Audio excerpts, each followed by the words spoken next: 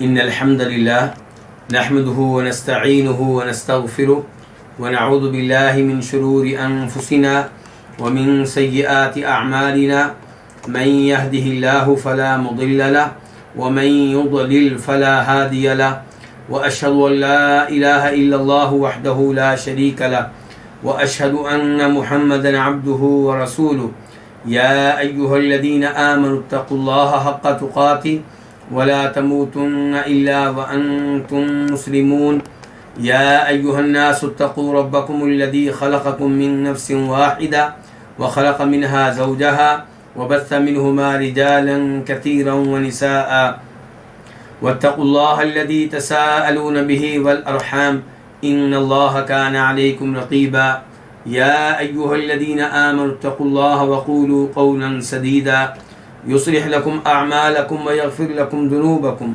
ومن يطع الله ورسوله فقد فاز فوزا عظيما أما بعد فإن خير الحديث كتاب الله وخير الهدي هدي محمد صلى الله عليه وسلم وشر الأمور محدثاتها وكل محدثة بدعة وكل بدعة ضلالة وكل ضلالة في النار. قال تعالى إن الذين آمنوا وعملوا الصالحات وأقاموا الصلاة وآتوا الزكاة لهم أجرهم عند ربهم ولا خوف عليهم ولا هم يحزنون. سورہ بقرہ آیت نمبر 277. اللہ رب العزت ارشاد فرماتے ہیں بے شک وہ لوگ جو ایمان لائے اور انہوں نے نیک اعمال بجا لائے اور انہوں نے نماز قائم کی اور زکوٰۃ ادا کی انہی کے لیے ان کا اجر ہے ان کے رب کے پاس اور ان پہ کسی قسم کا کوئی خوف نہیں ہوگا ولا هم یحزنون اور نہ وہ غمگین ہوں گے. یہ تھا اس آیت کا آسان ترجمہ. اب ہم آتے ہیں اس آیت کے الفاظ اور مفردات کی طرف. ان الذین آمنوا، ان بے شک کے معنی میں ہوتا ہے، یقیناً کے معنی میں ہوتا ہے. الذین اسم موصول ہے، الذی کی جمع ہے جو، آمنو فعل ماضی ہے جمع کے لیے، وہ ایمان لائے. اس کا واحد ہوتا ہے آمنا، وہ ایمان لایا. وعملوا واو کا معنی اور عملوا فعل ماضی ہے جمع کے لیے، انہوں نے عمل کیے. اس کا واحد ہوتا ہے عمیلا، اس نے عمل کیا. الصالحات یہ صالحات ان کی جمع ہے، نیک اچھے. وَأَقَامُوا الصَّلَاةَ اور انہوں نے نماز قائم کی. واو کا معنی ہوا اور، اقاموا فعل ماضی ہے جمع کے لیے، انہوں نے قائم کی. الصلاۃ نماز. وآتوا الزکاۃ انہوں نے زکوٰۃ ادا کی.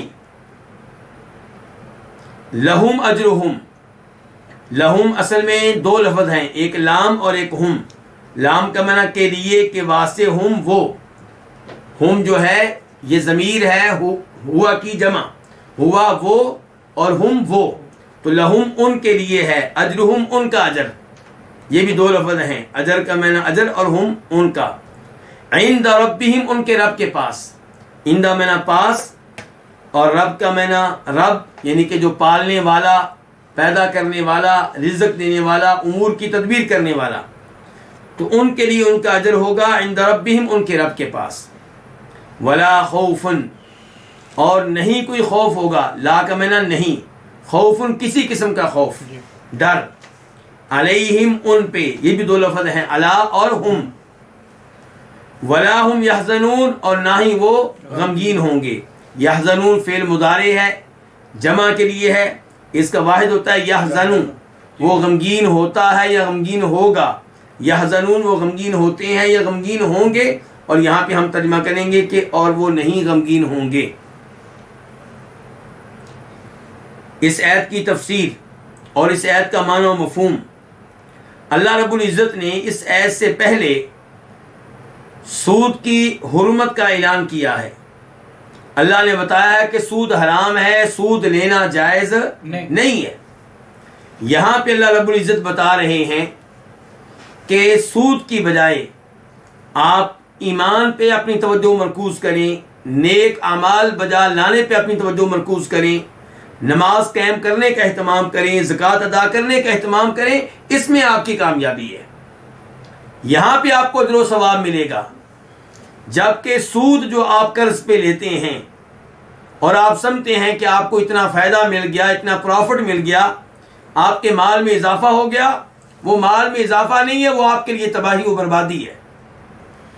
اس سے آپ کی دنیا بھی خراب ہوگی اور آپ کی آخرت بھی تباہ و برباد ہو جائے گی، ضائع ہو جائے گی۔ تو وہ لوگ جو ایمان لائے، کس چیز پہ ایمان لائے؟ ہر اس چیز پہ جس پہ ایمان لانا واجب ہے، خصوصاً وہ چیزیں جنہیں ارکان ستہ کہا جاتا ہے، ایمان کے 6 پلر کہا جاتا ہے، ایمان کے 6 ستون کہا جاتا ہے۔ وہ کیا ہے؟ نمبر 1 اللہ تعالیٰ پہ ایمان، نمبر 2 اللہ کے فرشتوں پہ ایمان، نمبر 3 اللہ رب العزت کی طرف سے نازل ہونے والی کتابوں پہ ایمان، نمبر 4 انبیاء اور رسول علیہم السلام ان پہ ایمان، نمبر 5 آخرت پہ ایمان، اور نمبر 6 تقدیر پہ ایمان۔ تو ان 6 چیزوں میں سے کسی ایک چیز پہ جس کا ایمان نہیں ہے وہ مسلمان نہیں ہے، مومن نہیں ہے۔ اب یہ 6 چیزیں کیا ہیں؟ ان میں سے ایک میں نے کیا کہا تھا؟ آسمانی کتابیں، اللہ کی طرف سے نازل ہونے والی کتابیں۔ ان کتابوں میں سے ایک کتاب کیا ہے؟ قرآن۔ تورات و زبور انجیل پہ ایمان لانا ضروری ہے اجمالی طور پہ، لیکن قرآن کریم کے اوپر ایمان لانا ضروری ہے اجمالی طور پہ بھی، تفصیلی طور پہ بھی، یعنی کہ اس بات پہ ایمان لانا بھی ضروری ہے کہ یہ اللہ رب العزت کی طرف سے نازل کردہ کتاب ہے، اور قرآن کریم کی ایک ایک آیت پہ ایمان لانا ضروری ہے، قرآن کریم کی ایک ایک خبر، ایک ایک بات کو سچ اور حق ماننا ضروری ہے، قرآن کریم کے ایک ایک حکم کو درست ماننا ضروری ہے۔ تو ان الذین آمنوا، بے شک وہ لوگ جو ایمان لائے، وعملوا الصالحات، اور جنہوں نے نیک اعمال بجا لائے۔ یہاں پہ ایک سوال پیدا ہوتا ہے کہ کیا اعمال ایمان کا حصہ نہیں ہے؟ اگر اعمال ایمان کا حصہ ہیں تو اللہ رب العزت نے یہاں پہ اعمال کو ایمان کے بعد الگ سے کیوں ذکر کیا ہے؟ عربی زبان کا یہ اصول اور ضابطہ ہے کہ عطف تغیر پہ دلالت کرتا ہے، یعنی کہ آمنو اور عاملو کے درمیان میں واو عطف کے لیے ہے، اور عطف یہ بتاتا ہے کہ جو چیز پہلے ہے اور جو چیز بعد میں ہے یہ ایک نہیں ہے، یہ الگ الگ ہیں۔ تو اسی لیے وہ لوگ جن کا یہ موقف ہے کہ اعمال ایمان کا حصہ نہیں ہے، وہ یہ اس آیت کو اور اس جیسی آیات کو دلیل کے طور پہ پیش کرتے ہیں، جبکہ ہمارا موقف یہ ہے کہ اعمال ایمان کا حصہ ہیں۔ ایمان کس چیز کا نام ہے؟ دل کی تصدیق کا، زبان کے اقرار کا، اور اعمال کا نام، 3 چیزوں کا نام ہے۔ دل کے ذریعے تصدیق، زبان کے ذریعے اقرار، اور جسم کے باقی اعضاء کے ذریعے عمل کرنا۔ مثال کے طور پہ آپ کا اللہ پہ ایمان ہے تو اللہ پہ یقین ہونا چاہیے، کہاں؟ دل میں، اور زبان کے ذریعے آپ اعلان کریں گے، باقاعدہ گواہی دیں گے کہ میں اللہ رب العزت پہ ایمان لاتا ہوں، اور پھر اس کے تقاضوں کے مطابق آپ عمل بجا لائیں گے۔ جب آپ اللہ پہ ایمان لاتے ہیں، آسمانی کتابوں پہ ایمان لاتے ہیں، رسولوں پہ ایمان لاتے ہیں، تو اللہ کی، رسول علیہ السلام کی، قرآن کی یہ تعلیمات ہے کہ نماز قائم کرو، تو آپ نماز قائم کریں گے۔ جب نماز قائم کریں گے تو یہ کیا ہے؟ یہ عمل ہے۔ تو ایمان 3 چیزوں کا نام ہے، دل کی تصدیق کا، دل کے یقین کا، زبان سے اقرار کا، گواہی دینے کا، اور اعضاء کے ذریعے اس کے مطابق عمل کرنے کا۔ لیکن یہاں پہ اللہ رب العزت نے اعمال کو الگ ذکر کیا ہے، تو کیا ہم یہ نتیجہ نکالیں کہ اعمال ایمان کا حصہ نہیں ہے؟ نہیں، ایسی بات نہیں ہے۔ یہاں پہ اللہ رب العزت نے اعمال کا تذکرہ الگ سے کیا ہے، یہ بتانے کے لیے کہ اعمال کی اہمیت بہت زیادہ ہے۔ دل کی تصدیق کافی نہیں ہے، زبان کے اقرار کافی نہیں ہے، عملی طور پہ بھی آپ ثابت کریں کہ آپ مومن ہیں۔ یہ وہی انداز ہے جو انداز اللہ رب العزت نے کئی ایک آیات میں اپنایا ہے. مثال کے طور پہ اللہ تعالیٰ کہتے ہیں من کان عدوا للہ وملائکتہ ورسلہ وجبریل ومیکال فإن اللہ عدو للکافرین. کہ اگر کوئی دشمن ہے اللہ تعالیٰ کا، اللہ کے فرشتوں کا، رسولوں کا اور جبریل کا اور میکائیل کا، تو اللہ رب العزت ان کا دشمن ہے جو کفر کرنے والے ہوں. اس آیت میں اللہ نے تذکرہ کیا اپنی ذات کا، فرشتوں کا اور رسولوں کا، اور بعد میں الگ سے تذکرہ کیا جبریل کا اور میکائیل کا. تو کیا یہ دونوں فرشتوں میں سے نہیں ہے؟ یقیناً فرشتوں میں سے ہیں، لیکن الگ سے تذکرہ کیوں کیا ان کا؟ ان کی اہمیت کے پیش نظر. تو یہاں پہ اللہ رب العزت نے اعمال کا الگ سے تذکرہ کیا ان کی اہمیت کے پیش نظر. تو بے شک وہ لوگ جو ایمان لائے اور جنہوں نے نیک اعمال بجا لائے. اب سوال پیدا ہوگا نیک عمل، عمل صالح کس کو کہتے ہیں؟ عمل صالح وہ ہے جس میں دو چیزیں پائی جائیں. نمبر ایک، وہ عمل اللہ رب العزت کو راضی کرنے کے لیے ہو، اس کے پیچھے ریاکاری نہ ہو، شہرت کا شوق نہ ہو. آپ نماز قائم کریں اس لیے کہ اللہ راضی ہو جائے، آپ روزے رکھیں اس لیے کہ اللہ رب العزت راضی ہو جائے، اللہ رب العزت سے جنت مل جائے. اور دوسرے نمبر پہ عمل صالح کس کو کہتے ہیں؟ کہ اخلاص کے ساتھ ساتھ وہ عمل نبی علیہ الصلوۃ والسلام کے بتائے ہوئے طریقے کے مطابق ہو. کوئی بھی ایسا عمل جس میں اخلاص نہیں ہے بلکہ ریاکاری ہے، یا نبی علیہ الصلوۃ والسلام کی احادیث کے مطابق نہیں ہے، سنت کے مطابق نہیں ہے، وہ عمل صالح نہیں ہے. نماز آپ پڑھتے ہیں نبی علیہ الصلوۃ والسلام کے طریقے کے مطابق لیکن لوگوں سے شاباش لینے کے لیے، تو یہ نماز عمل صالح نہیں ہے. نماز آپ پڑھتے ہیں اللہ رب العزت کو راضی کرنے کے لیے لیکن طریقہ نبی علیہ الصلوۃ والسلام کا نہیں ہے، تو یہ عمل صالح نہیں ہے. تو بے شک وہ لوگ جو ایمان لائے اور جنہوں نے نیک اعمال بجا لائے، وَأَقَامُوا الصَّلَاةَ اور نماز قائم کی. یہ الفاظ کہ نماز قائم کی یہ بتا رہے ہیں کہ عامل الصالحات کہ نیک اعمال کا الگ سے تذکرہ اہمیت کے پیش نظر تھا. اب دیکھیں نماز قائم کرنا یہ اعمال صالحہ کا حصہ ہے، لیکن اللہ نے نماز قائم کرنے کا تذکرہ الگ سے بھی کیا ہے، کیونکہ نماز قائم کرنے کی اہمیت اسلام میں بہت زیادہ ہے. اگر کوئی نماز قائم نہیں کرتا تو وہ کافر ہو جاتا ہے، مسلمان نہیں رہتا. صحابہ کرام رضوان اللہ علیہم اجمعین کسی بھی نیک عمل کے تارک کو کافر نہیں سمجھتے تھے سوائے نماز کے، کہ نماز کے تارک کو کیا سمجھتے تھے؟ کافر سمجھتے تھے. اس سے آپ اندازہ لگا سکتے ہیں کہ نماز کی کیا اہمیت ہے. تو نماز قائم کرنا عمل صالح ہے، لیکن اس عمل صالح کی اہمیت بہت زیادہ ہے، اس لیے اللہ نے اس کا تذکرہ الگ سے کیا ہے.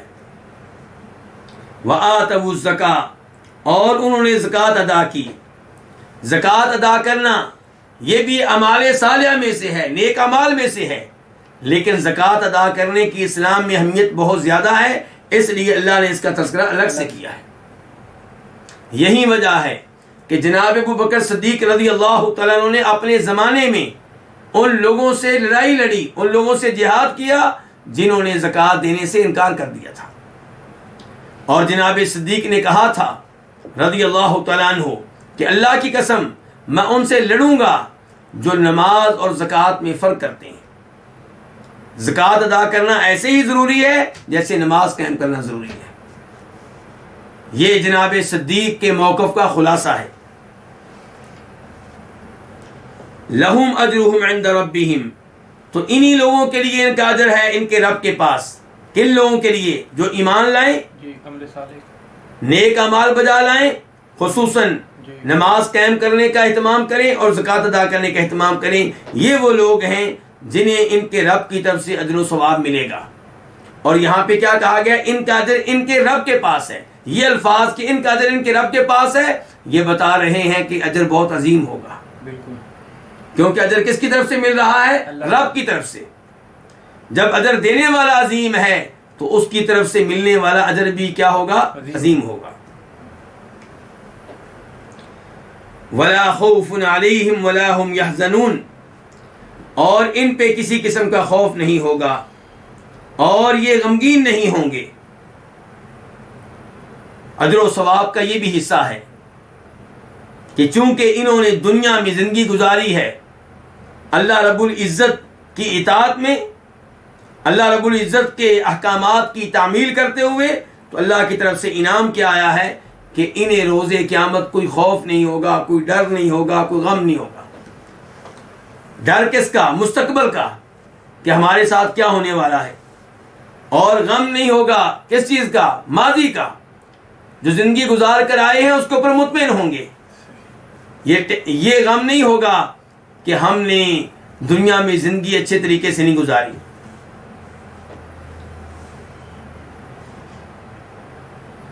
اس کے بعد آیت نمبر 278 اللہ رب العزت ارشاد فرماتے ہیں یا ایھا الذین آمنوا اتقوا اللہ وذروا ما بقی من الربا ان کنتم مؤمنین. اے ایمان والو، تم اللہ تعالیٰ سے ڈرو اور جو سود باقی رہ گیا ہے اسے ترک کر دو اگر تم ایمان لانے والے ہو. یا حرف ندا ہے، اے کے معنی میں آتا ہے، اور ہا جو ہے یا ایھا، یہ ہا تنبیہ کے لیے ہوتی ہے. تو یا ایھا الذین آمنو، اے وہ لوگوں جو ایمان لائے ہیں. ہم آسانی کے لیے کیا کہہ دیتے ہیں؟ اے ایمان والو. الذین اسم موصول ہے، اس کے بارے میں گفتگو ہو چکی ہے. آمنو کے بارے میں بھی گفتگو ہو چکی ہے. تو اے ایمان والو، اتقوا اللہ، اللہ سے ڈرو. اتقو فعل امر ہے جمع کے لیے، اس کا واحد کیا ہوتا ہے؟ اتقی. جیسا کہ اللہ تعالیٰ فرماتے ہیں سورہ احزاب کے شروع میں یا ایھا النبی اتق اللہ ولا تطع الکافرین والمنافقین. وہاں پہ اللہ نے کیا کہا؟ اتق اللہ، اتقی اللہ، کہ اے نبی آپ اللہ سے ڈریں. اور یہاں پہ جمع کے لیے ہے، سب سے کہا جا رہا ہے. تو اللہ تعالیٰ کہہ رہے ہیں اے ایمان والو تم اللہ سے ڈرو. تو اتقو فعل امر ہے جمع کے لیے. وذرو واو کا معنی اور، ذرو فعل امر ہے جمع کے لیے، تم چھوڑ دو. اس کا واحد کیا ہوتا ہے؟ ذر، تو چھوڑ دے. کیا چھوڑ دو؟ ما بقی من الربا، جو سود باقی رہ گیا ہے. ما اسم موصول ہے الذی کے معنی میں جو، باقیہ رہ گیا، فعل ماضی ہے واحد کے لیے. من الربا سود میں سے. ان کنتم مؤمنین، اگر تم ہو ایمان لانے والے. ان شرطیہ ہے، اگر کے معنی میں ہے. کنتم فعل ماضی ہے جمع کے لیے، تم ہو، اگر تم ہو. کیا اگر تم ہو؟ مؤمنین، ایمان لانے والے. مؤمنین جمع ہے کس کی؟ مومن کی. مومن ایمان لانے والا، مومنین ایمان لانے والے. اللہ رب العزت نے آیت کے شروع میں خطاب کن کو کیا ہے؟ ایمان والوں کو. اور آخر میں بھی اللہ تعالیٰ کہہ رہے ہیں اگر تم ہو ایمان لانے والے. تو اس اسلوب سے، اس انداز سے یہ پیغام مل رہا ہے کہ اگر آپ واقعی ایمان لانے والے ہیں تو پھر آپ سود نہیں لیں گے. سود لینے کا مطلب یہ ہے کہ آپ ایمان کے معاملے میں کمزور ہیں. آپ کا وہ ایمان نہیں ہے جو ہونا چاہیے. ایمان انسان کو سود لینے سے روکتا ہے. اے ایمان والو، کس پہ ایمان لانے والو؟ اللہ پہ. یعنی کہ اگر آپ کا واقعی اللہ پہ ایمان ہے تو آپ اللہ کی یہ بات مانیں گے کہ سود نہیں لینا. اے ایمان والو، اگر آپ کا واقعی ایمان ہے اللہ کے نبیوں رسولوں پہ، جناب محمد رسول اللہ پہ صلی اللہ علیہ وسلم، تو جناب محمد رسول اللہ کی یہ حدیث ہے، ان کا یہ فرمان ہے کہ سود لینا جائز نہیں ہے. سود لینے والا، سود دینے والا، سودی معاملے کو تحریر کرنے والا، سودی معاملے پہ گواہ بننے والے، ان سب پہ اللہ کی لعنت ہے. یہ وہ حدیث ہے جس کو امام مسلم نے اپنی صحیح میں روایت کیا ہے. اور یہاں پہ غور کیجئے، آپ نے فرمایا سود لینے والے پہ بھی، سود دینے والے پہ بھی اللہ کی لعنت، بلکہ سودی معاملہ تحریر کرنے والے پہ بھی اللہ کی لعنت، بلکہ سودی معاملے پہ گواہ بننے والوں پہ بھی اللہ کی لعنت۔ آپ اسے اندازہ کر سکتے ہیں کہ یہ گناہ کتنا خطرناک ہے۔ تو فرمایا اے لوگو جو ایمان لائے ہو اللہ سے ڈر جاؤ اور چھوڑ دو وہ سود جو باقی رہ گیا ہے، اللہ سے ڈر جاؤ، یعنی کہ تقوی اختیار کرو۔ تو تقوی کیسے اختیار کرنا ہے؟ یعنی کہ اپنے مابین اور عذاب کے مابین کوئی رکاوٹ قائم کر لو، کوئی ایسی چیز کھڑی کر لو، کوئی رکاوٹ کھڑی کر لو جو تمہیں اللہ کے عذاب سے بچا لے۔ یہ رکاوٹ کیسے کھڑی ہوگی؟ جب آپ اللہ کے احکامات پہ عمل کریں گے اور جن چیزوں کو اللہ نے ممنوع اور حرام قرار دیا ان سے دور رہیں گے، تب آپ نے تقوی اختیار کر لیا، تب آپ نے وہ رکاوٹ قائم کر لی جو آپ کو اللہ کے عذاب سے بچا لے گی۔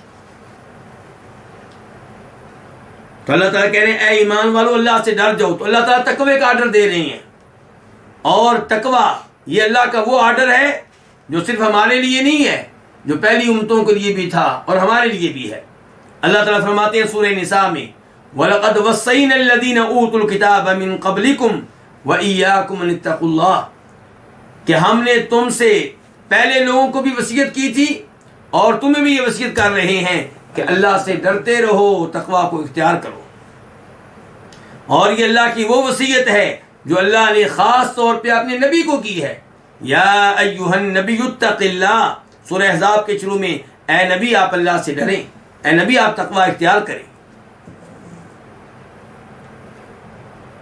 تو اے ایمان والو اتقوا اللہ، اللہ سے ڈرو، وذروا ما بقی من الربا، اور جو سود رہ گیا اسے ترک کر دو۔ اس کا کیا مطلب ہے؟ اس کا مطلب یہ ہوا کہ اگرچہ آپ کے درمیان اور کسی اور کے درمیان سودی معاملہ طے پا چکا ہے، سودی معاہدہ ہو چکا ہے، اس کے باوجود آپ کو سود لینے کی اجازت نہیں ہے، اس معاہدے کو کینسل کریں۔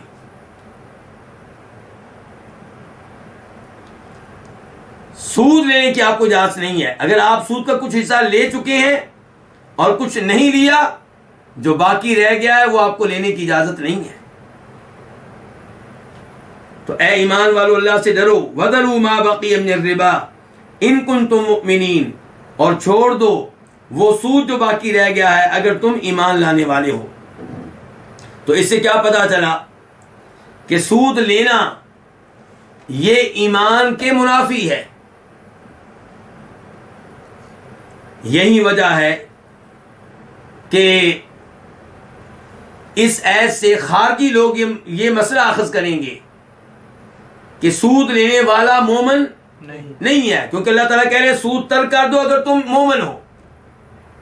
تو خارجی یہ کہیں گے، خوارج یہ کہیں گے کہ جو سود لینے والا ہے وہ مومن نہیں ہے۔ اس کا مطلب یہ ہے کہ کبیرہ گناہ انسان کو ایمان سے خارج کر دیتا ہے، ایمان سے نکال دیتا ہے، جبکہ ہمارا موقف یہ ہے کہ کبیرہ گناہوں کا ارتکاب کرنے کی وجہ سے انسان مجرم بن جاتا ہے، فاسق اور فاجر بن جاتا ہے، اس کا ایمان ناقص ہو جاتا ہے، لیکن ایمان کی دولت سے مکمل طور پہ محروم ہو جائے ایسا نہیں ہوتا۔ تو یہاں پہ اللہ رب العزت یہ کہنا چاہ رہے ہیں کہ تم سود ترک کر دو اگر تم حقیقی معنوں میں مومن ہو، اگر تم ایمان میں کامل ہو تو سود ترک کر دو۔ ایمان پہ ہونے کے باوجود اگر آپ سود لیتے ہیں اس کا مطلب یہ ہے کہ آپ کا ایمان کمزور ہے، آپ کا وہ ایمان نہیں ہے جو ہونا چاہیے، آپ کا ایمان ناقص ہے۔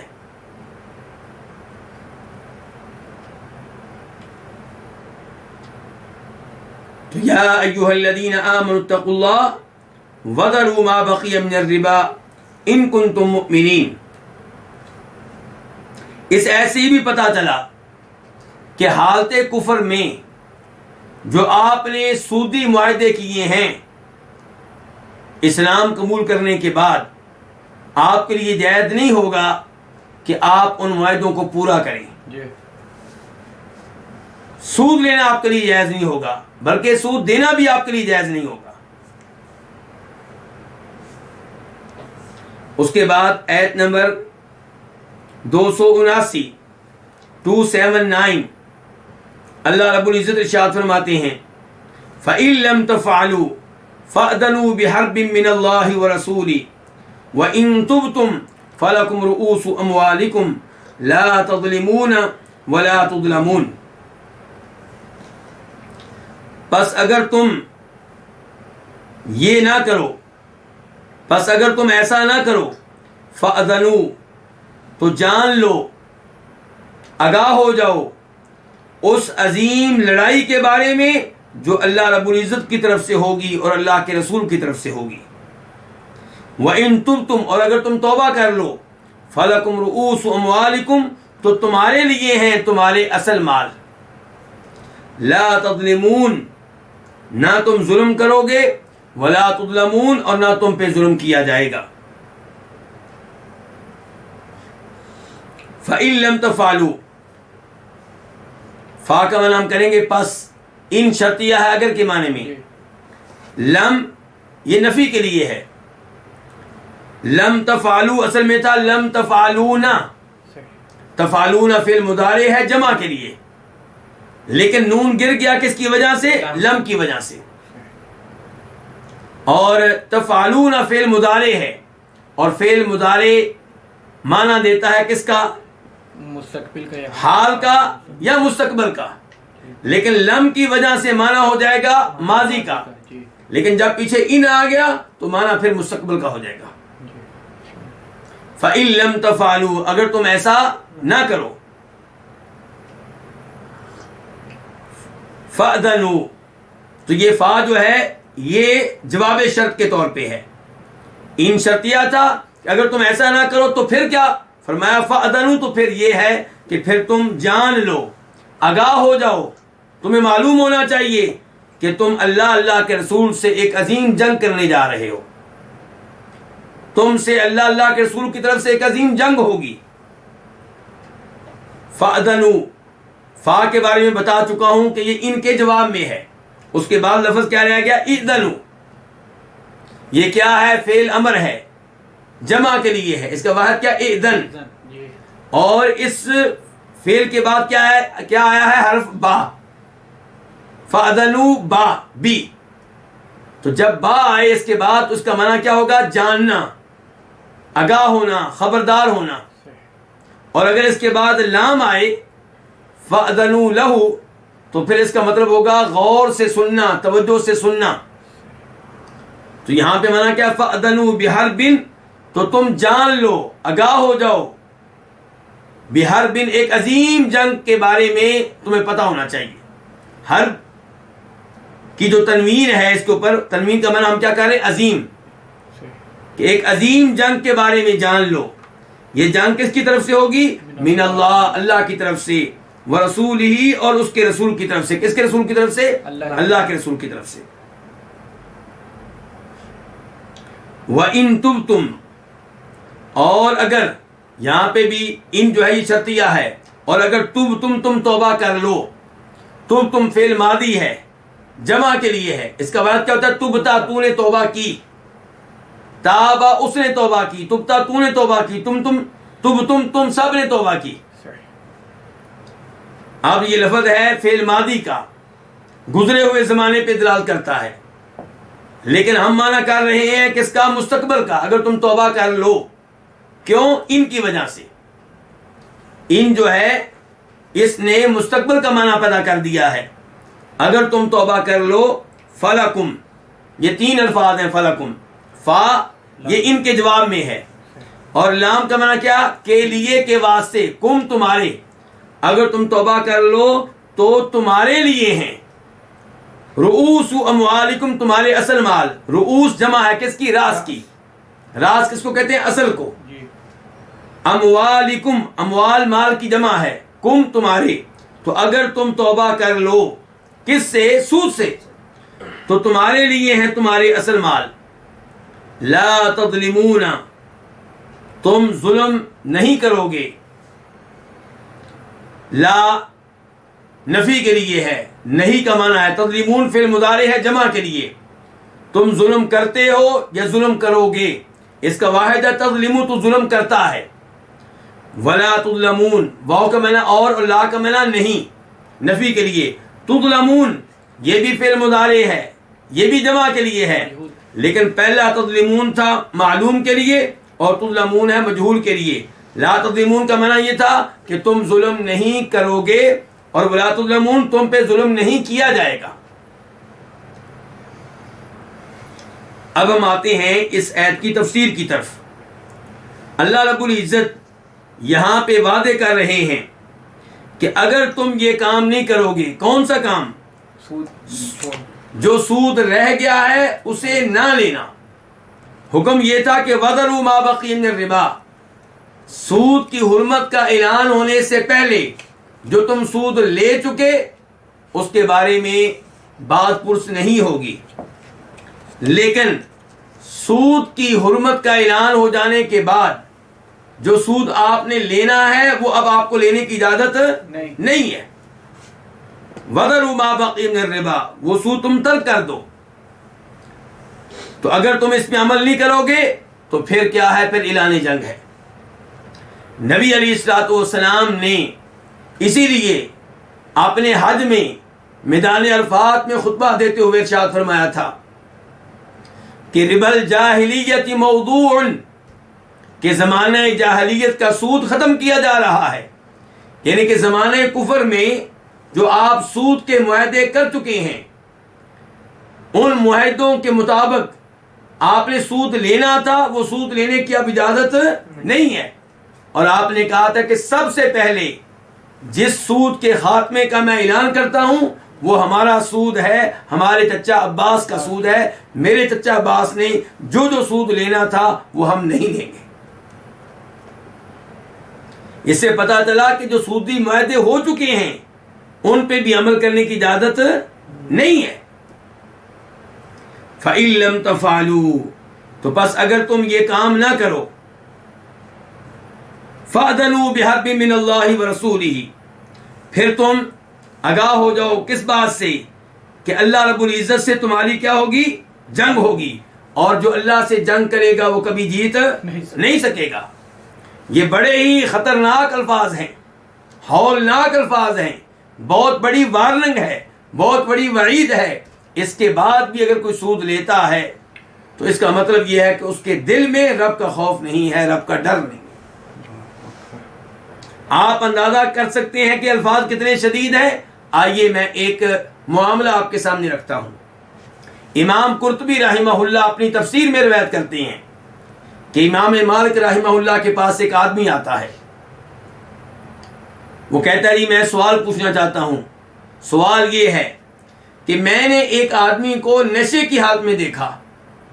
نشے کی حالت میں وہ اچھل رہا تھا اوپر کو، گویا کہ چاند کو پکڑنا چاہ رہا ہے.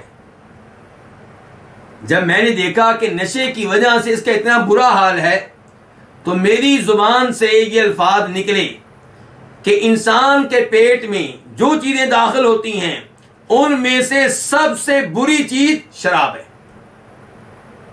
اگر میری یہ بات غلط ہو تو میری بیوی کو طلاق. امام صاحب بتائیے اب کہیں میری بیوی کو طلاق تو نہیں ہو گئی؟ سوال کس سے پوچھا جا رہا ہے؟ امام مالک رحمہ اللہ سے. امام صاحب نے کہا کہ مجھے وقت دو، میں تمہارے اس مسئلے پہ غور و فکر کروں گا. کتنے بڑے امام ہیں، لیکن دیکھیے دین کے معاملے میں کتنی احتیاط ہے. وہ آدمی اگلے دن آ گیا، پوچھا امام صاحب بتائیے میں نے آپ سے سوال کیا تھا. امام صاحب نے کہا کہ مجھے وقت دو، بعد میں آنا، میں تمہارے مسئلے پہ غور و فکر کروں گا، تمہارے سوال پہ غور و فکر کروں گا. وہ آدمی دوبارہ آیا تو امام صاحب نے کہا کہ تمہاری بیوی کو طلاق ہو چکی ہے. کیوں؟ کیونکہ میں نے قرآن کا مطالعہ کیا، میں نے نبی علیہ السلام کی حدیث کا مطالعہ کیا، تو مجھے سود سے بری کوئی چیز نہیں ملی جو انسان کے پیٹ میں داخل ہوتی ہے. تم نے کہا تھا کہ اگر شراب سے زیادہ کوئی بری چیز ہو تو میری بیوی کو طلاق، تمہاری بیوی کو طلاق ہو چکی ہے، کیونکہ شراب سے بھی زیادہ بری چیز کیا ہے؟ سود۔ امام مالک نے کہا اس لیے کہ اللہ نے کہا ہے کہ جو سود لے اور سود لینے سے بعد نہ آئے تو اس کا اللہ سے اعلان جنگ ہے۔ تو اس سے بڑا گناہ کون سا ہوگا؟ اس سے آپ اندازہ لگا سکتے ہیں کہ سود لینا کتنا بڑا جرم ہے، کتنا بڑا گناہ ہے۔ اور آپ ان آیات سے اللہ رب العزت کی رحمت کو بھی دیکھ سکتے ہیں۔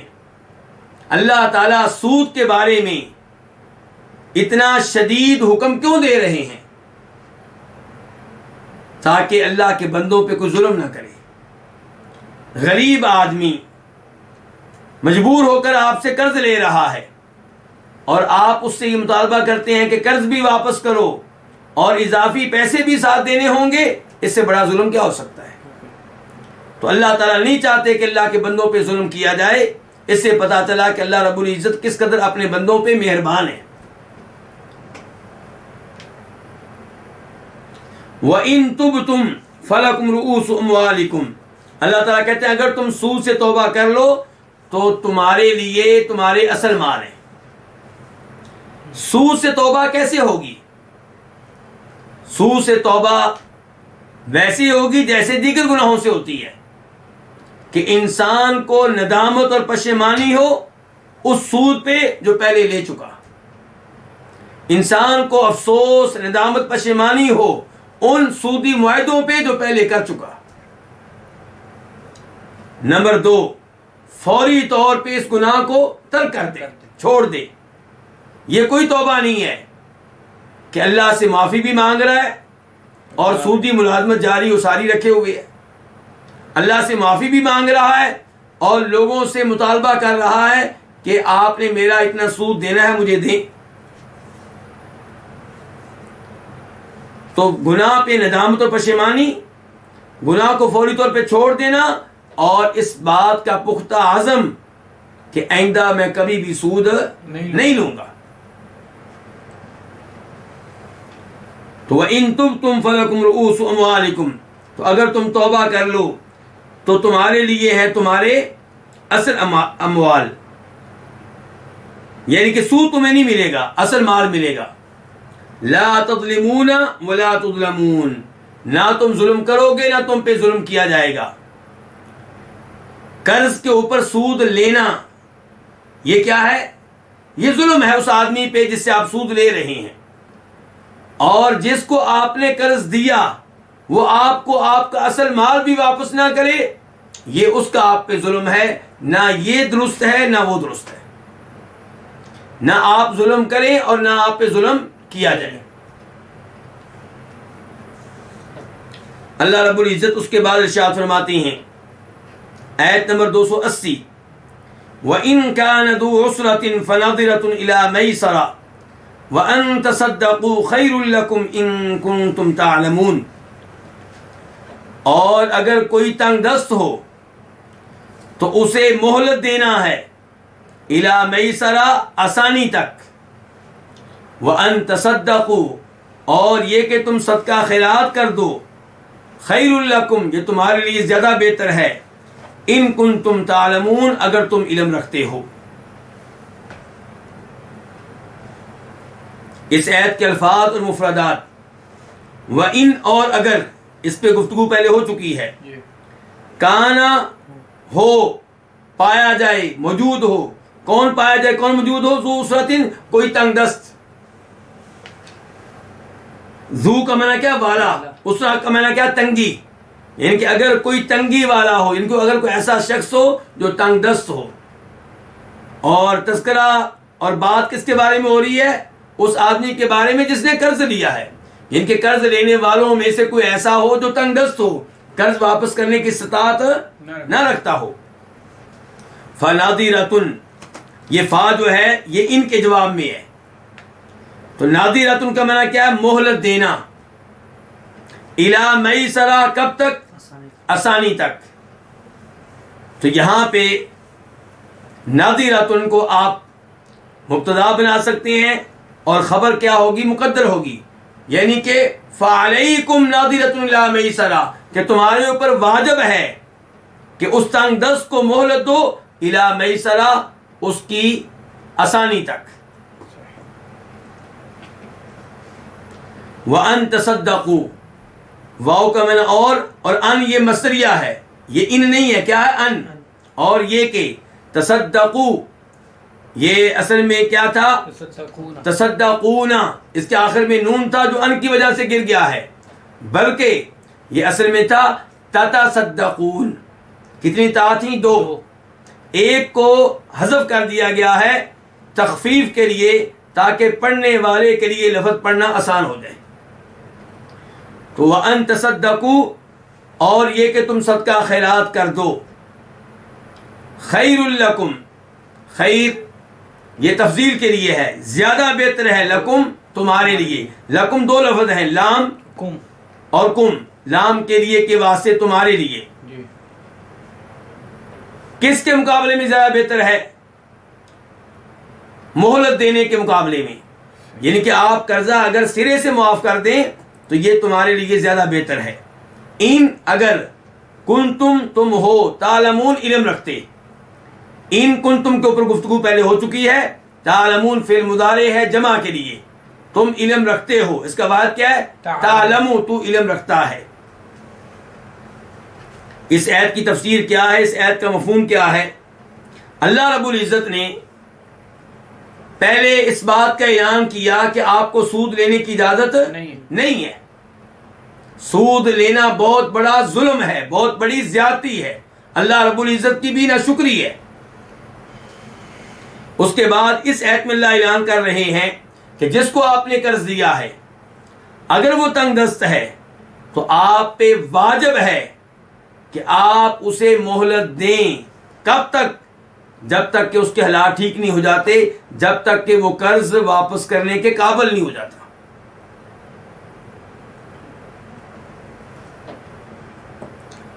یاد رہے کہ کسی شخص کے لیے جائز نہیں ہے کہ وہ قرض لے اور پھر قرض واپس کرنے میں ٹال مٹول سے کام لے. جس نے قرض دیا ہے اس کو تنگ کرے. قرض دینے والا آپ کا محسن ہے، آپ کو چاہیے کہ آپ وقت پہ اسے قرض واپس کریں اور اس کا شکریہ ادا کریں. فرماتے ہیں نبی علیہ الصلوۃ والسلام کہ جو لوگوں کا شکر گزار نہیں ہے وہ اللہ رب العزت کا بھی شکر گزار نہیں بن سکتا. تو قرض دینے والے نے آپ کے ساتھ نیکی کی ہے تو آپ وقت پہ قرضہ واپس کریں اور ساتھ اس کا شکریہ ادا کریں، اسے دعائیں دیں. لیکن اگر قرض لینے والا حقیقی معنوں میں تنگ دست ہو، اس کے حالات خراب ہو جائیں اور اس کے لیے قرض واپس کرنا ممکن نہ رہے تو پھر آپ پہ واجب ہے کہ آپ اس کو مہلت دیں. اور مہلت دینا یہ بہت بڑی نیکی ہے.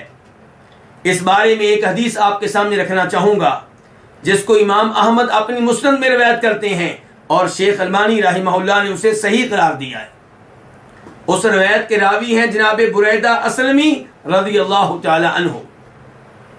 کہتے ہیں کہ میں نے نبی صلی اللہ علیہ وسلم سے سنا کہ آپ فرما رہے تھے کہ جو کسی کو قرضہ دے اور مہلت دے تو جتنے دن مہلت دے گا اتنے دنوں میں سے ہر دن کے بدلے میں اسے صدقہ خیرات کرنے کا ثواب ملے گا. کتنا ثواب؟ اس قرضے کے مطابق جو قرضہ اس نے دیا ہے. مثال کے طور پہ آپ نے قرضہ دیا 1,00,000 روپیہ اور قرضہ آپ نے دیا 30 دنوں کے لیے، تو 30 دنوں میں سے ہر دن آپ کو 1,00,000 روپیہ صدقہ خیرات کرنے کا ثواب ملے گا. اور جناب بریدہ اسلمی کی اس حدیث میں یہ بھی وضاحت آئی ہے کہ پھر انہوں نے نبی علیہ الصلوۃ والسلام سے یہ بھی سنا کہ آپ فرما رہے ہیں کہ جب قرض کی واپسی کا وقت آ جائے اور جس نے قرض لیا ہے اس کے لیے قرض واپس کرنا ممکن نہ رہے، وہ تنگ دست ہو، آپ اس کو مزید مہلت دے دیں، مزید وقت دے دیں.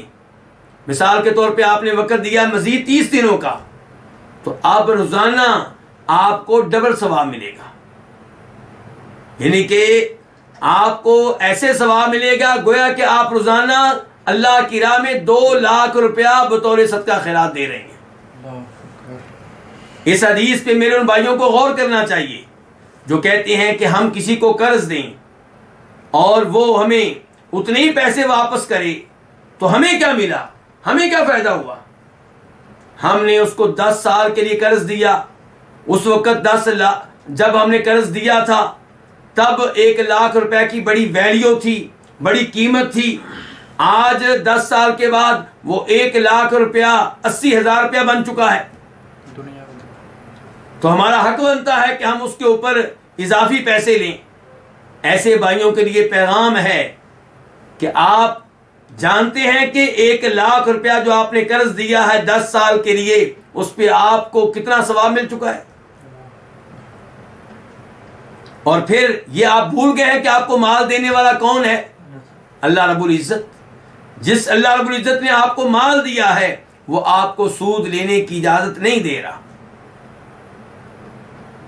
وہ آپ کو یہ آرڈر دے رہا ہے کہ جس کو آپ نے قرض دیا ہے اگر وہ واقعی تنگ دست ہے تو آپ اس کو کیا دیں؟ مہلت دیں۔ اس کے بعد اللہ تعالیٰ فرماتے ہیں وَأَن تَصَدَّقُوا خَيْرٌ لَكُمْ، اور یہ کہ تم صدقہ کر دو یہ تمہارے لیے زیادہ بہتر ہے۔ دیکھیے ترتیب دیکھیے، پہلے نمبر پہ کہا گیا کہ قرض دے کر قرض پہ سود لینے کی اجازت نہیں۔ دوسرے نمبر پہ کہا گیا کہ جس کو آپ نے قرض دیا ہے اگر وہ تنگ دست ہے تو آپ اس کو مزید وقت دیں، مزید ٹائم دیں۔ کب تک؟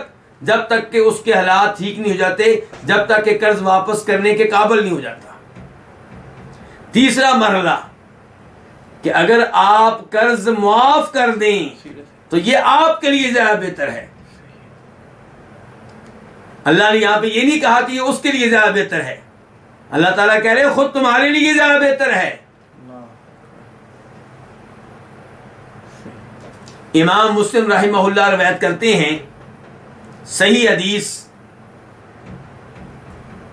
کہ جناب عبادہ بن صامت رضی اللہ عنہ مشہور و معروف صحابی ہیں، ان کے پوتے عبادہ کہتے ہیں، ایک صحابی ہیں عبادہ بن صامت، ایک ان کے پوتے ہیں عبادہ، وہ کہتے ہیں میں اور میرے والد ولید ہم دونوں نکلے نبی علیہ السلام کی احادیث کو جمع کرنے کے لیے، آپ کا دیا ہوا علم اکٹھا کرنے کے لیے۔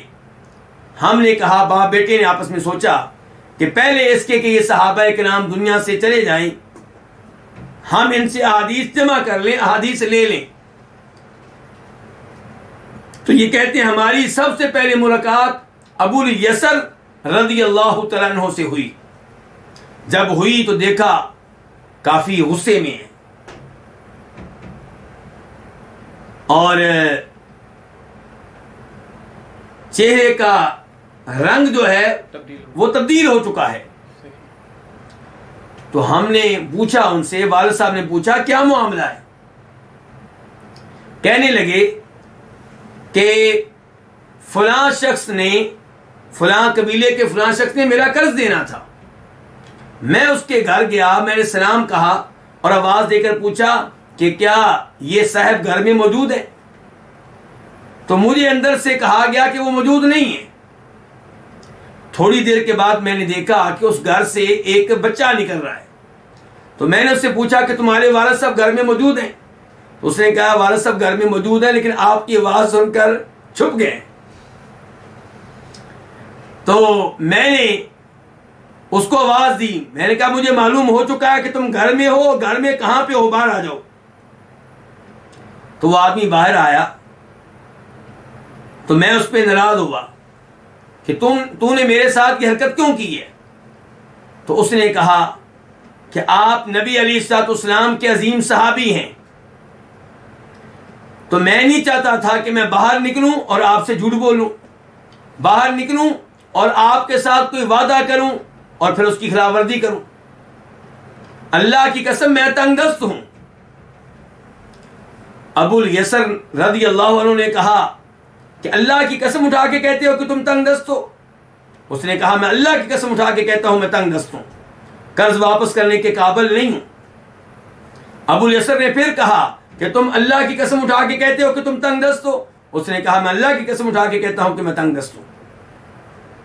چنانچہ ابو الیسر رضی اللہ عنہ نے اپنا وہ رجسٹر منگوایا جس میں انہوں نے اس آدمی کے قرضے کا تذکرہ کیا ہوا تھا، قرضے کے بارے میں تحریر لکھی ہوئی تھی۔ اس تحریر کو مٹا ڈالا اور اس آدمی سے کہا کہ اگر تمہیں گنجائش مل جائے، تمہارے حالات ٹھیک ہو جائیں تو میرا قرض مجھے واپس کر دینا، اور اگر تمہارے حالات ٹھیک نہ ہوں تو میں تمہیں اس قرض سے بری ذمہ قرار دے رہا ہوں، اور اس موقع پہ تم لوگوں کو حدیث سناتا ہوں کہ فرمایا تھا نبی علیہ الصلوۃ والسلام نے کہ جو کسی تنگ دست کو مہلت دے یا اس کا قرضہ معاف کر دے، اللہ تعالیٰ اسے روز قیامت سایہ دیں گے، جبکہ اللہ کے سائے کے علاوہ کوئی سایہ نہیں ہوگا۔ اس سے آپ اندازہ کر سکتے ہیں کہ قرض دے کر اس آدمی کو قرضہ معاف کر دینا جس کے بارے میں آپ محسوس کریں کہ وہ کیا ہے، تنگ دست ہے، یہ بہت بڑی نیکی ہے، یہ خیر کا بہت بڑا کام ہے۔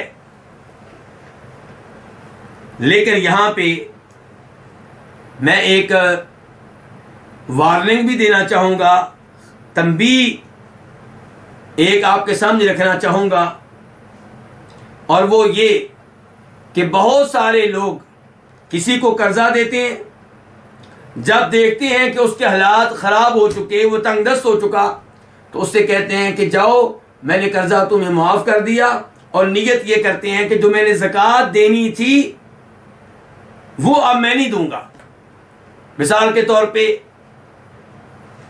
کسی آدمی نے آپ کا قرضہ دینا ہے 1,00,000 روپیہ، اور آپ نے اپنے مال کا حساب کتاب کیا تو آپ کی زکوٰۃ بنتی ہے 1,00,000 روپیہ، تو آپ اس تنگ دست آدمی کو قرضہ معاف کر دیتے ہیں اس نیت سے کہ جو میں نے زکوٰۃ دینی تھی وہ یوں سمجھیں کہ اس کے پاس چلی گئی۔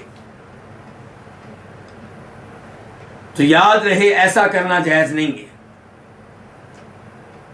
یہ موقف ہے فقہ حنفی کے علماء کرام کا، مالکی حضرات کا، شافعی حضرات کا، حنبلی حضرات کا، بلکہ امام ابن تیمیہ رحمہ اللہ کہتے ہیں کہ اس میں کوئی اختلاف نہیں ہے کہ ایسا کرنا ناجائز ہے۔ کیوں؟ اس بارے میں علماء کرام نے کئی ایک دلائل دیے ہیں۔ مثال کے طور پہ ایک دلیل یہ ہے کہ اللہ تعالیٰ کہتے ہیں خذ من اموالہم صدقہ، کہ آپ لوگوں سے زکوٰۃ لیں۔ اس کا مطلب ہے زکوٰۃ میں کیا ہے؟ لینا اور دینا۔ جب آپ کسی کو قرضہ دیتے ہیں اور اس کے حالات خراب ہو جاتے ہیں اور آپ اس سے کہتے ہیں کہ جاؤ میں نے قرضہ معاف کر دیا، اور نیت یہ کرتے ہیں کہ زکوٰۃ اب میں نہیں دوں گا، تو اس میں نہ لینا ہوا نہ دینا ہوا۔ دوسرے نمبر پہ اللہ تعالیٰ کہتے ہیں وَلَا تَيَمَّمُوا الْخَبِيثَ مِنْهُ تُنْفِقُونَ، کہ اللہ کی راہ میں نکما مال نہ دو، اللہ کی راہ میں ردی قسم کا مال نہ دو۔ اور یہ قرض جو آپ نے دیا تھا آپ دیکھ رہے ہیں کہ اس کا واپس ملنا ممکن نہیں ہے، اب آپ یہ کرتے ہیں کہ اپنا یہ پھنسا ہوا مال بچانے کے لیے آپ اس سے کہتے ہیں کہ جاؤ میں نے تمہیں معاف کر دیا، اور نیت یہ کرتے ہیں کہ اب جو زکوٰۃ میں نے دینی تھی نہیں دوں گا، تو یہ آپ اللہ کی راہ میں ردی مال دے رہے ہیں، نکما مال دے رہے ہیں، یہ درست نہیں ہے۔ تو اس لیے اس عمل سے دور رہنا چاہیے۔ اللہ نے جو تذکرہ کیا وہ یہ کہ آپ نے کسی کو قرض دیا اور اب آپ یہ نیت کرتے ہیں کہ کوئی بات نہیں، یہ روز قیامت یہ مال میرے کام آئے گا، اور اس سے کہتے ہیں کہ جاؤ میں نے تمہیں قرضہ معاف کر دیا، تو یہ بہت بڑی نیکی ہے، خیر کا بہت بڑا کام ہے۔ اللہ تعالیٰ کہہ رہے ہیں کہ تم صدقہ خیرات کرو تو یہ تمہارے لیے زیادہ بہتر ہے۔ کس سے بہتر ہے؟ مہلت دینے سے۔ مہلت دینا بھی بڑی عظیم نیکی ہے، لیکن آپ قرض معاف کر دیں گے اس سے بڑی نیکی ہے۔ اللہ کہہ رہے ہیں یہ اس سے بہتر ہے۔ اس سے پتہ چلا کہ نیک اعمال ایک جیسے نہیں ہوتے۔ نیک اعمال ایک دوسرے پہ فضیلت رکھتے ہیں، یہ نیک عمل اس نیک عمل سے زیادہ بہتر ہے. اور اعمال چونکہ ایمان کا حصہ ہیں، اعمال کس کا حصہ ہے؟ ایمان کا. تو جب اعمال ایک دوسرے سے بہتر ہوتے ہیں تو اس کا مطلب یہ ہے کہ اعمال کرنے والے مسلمان اور مومن بھی ایک جیسے نہیں ہوتے. یہ مومن اس مومن سے افضل ہوگا، یہ مومن ایمان میں اس سے پیچھے ہوگا، یہ مومن ایمان میں اس سے آگے ہوگا. تو اس سے یہ پتا چلا کہ اعمال کی وجہ سے ایمان بڑھتا ہے، نیک اعمال کی وجہ سے ایمان بڑھتا ہے، اس میں اضافہ ہوتا ہے. اور یہ وہ چیز ہے جو خود ہم محسوس کر سکتے ہیں. آپ دیکھیں کہ جب رمضان کی آخری 10 راتیں ہوتی ہیں تو آپ کے ایمان کا لیول بہت بلند ہوتا ہے.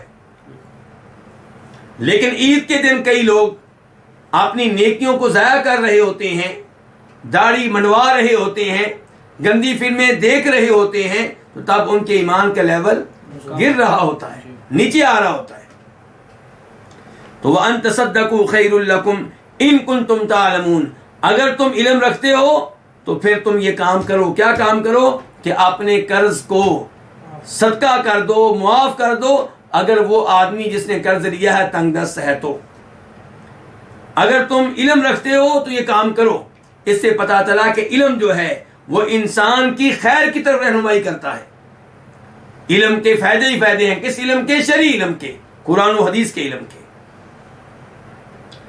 اس کے بعد آیت نمبر 281 اللہ تعالیٰ فرماتے ہیں وَاتَّقُوا يَوْمًا تُرْجَعُونَ فِيهِ إِلَى اللَّهِ ثُمَّ تُوَفَّى كُلُّ نَفْسٍ مَا كَسَبَتْ وَهُمْ لَا يُظْلَمُونَ، اور تم ڈرو اس دن سے جس دن تم لٹائے جاؤ گے اللہ رب العزت کی طرف، پھر ہر انسان کو پورا پورا دیا جائے گا وہ جو اس نے کمایا، اس حال میں کہ ان پہ ظلم نہیں کیا جائے گا.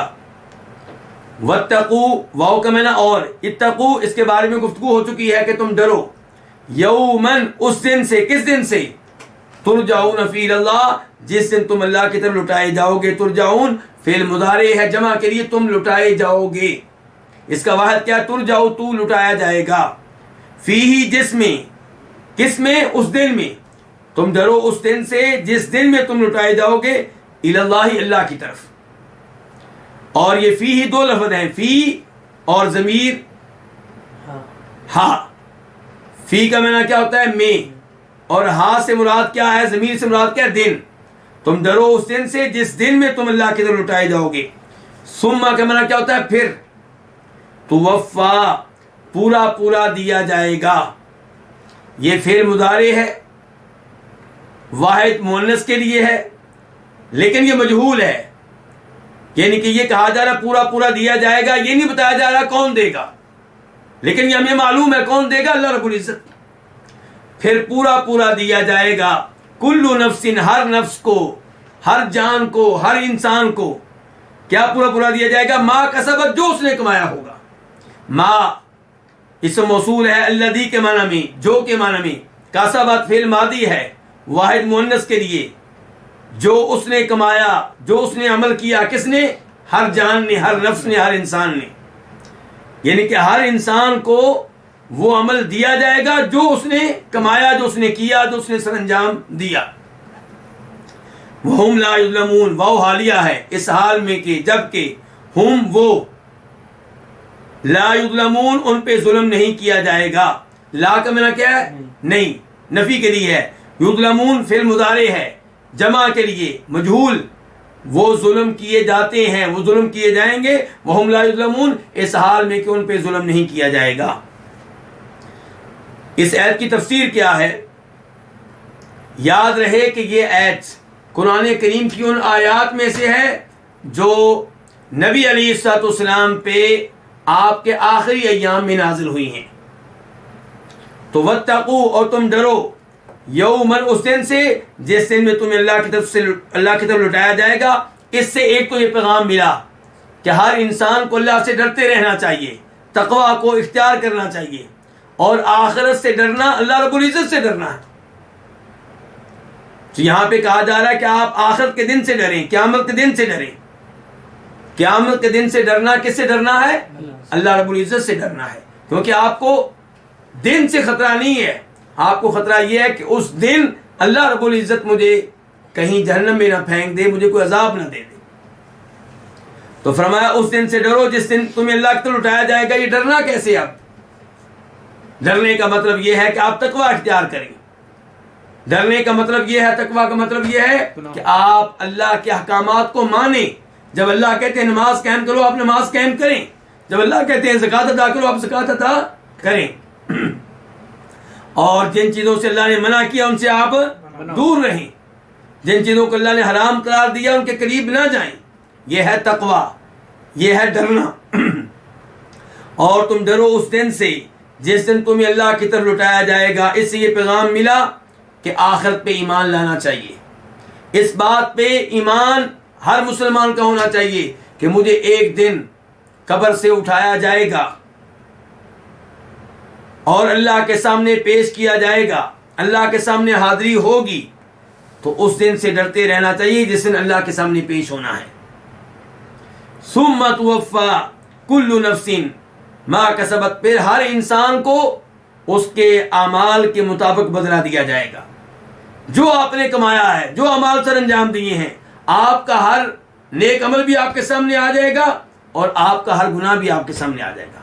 فَمَن يَعْمَلْ مِثْقَالَ ذَرَّةٍ خَيْرًا يَرَهُ وَمَن يَعْمَلْ مِثْقَالَ ذَرَّةٍ شَرًّا يَرَهُ، جس نے ایک ذرے کے برابر خیر کا عمل کیا ہوگا وہ اس کو پا لے گا، دیکھ لے گا، اور جس نے ایک ذرہ کے برابر گناہ کیا ہوگا وہ اس کو بھی پا لے گا۔